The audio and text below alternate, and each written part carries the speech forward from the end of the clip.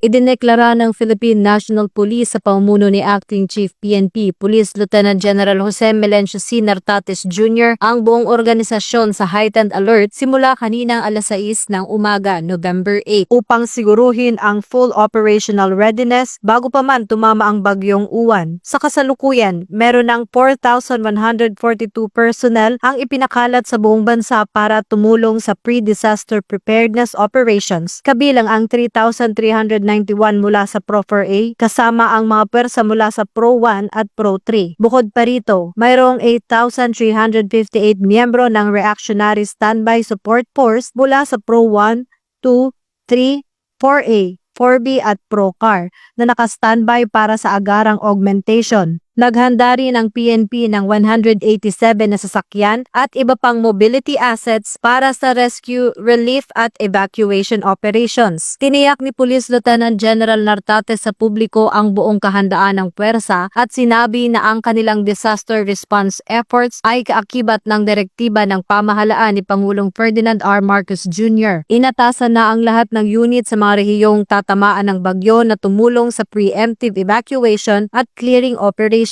Patuloy ring binabantayan ng mga lokal na pulisya ang 20,433 na designated evacuation centers sa buong bansa upang masiguro ang kaayusan at kaligtasan. Pinapaalalahanan ang publiko na makinig sa mga babala at sa mga otoridad at ang PNP ay mananatiling handa upang tumulong at magprotekta.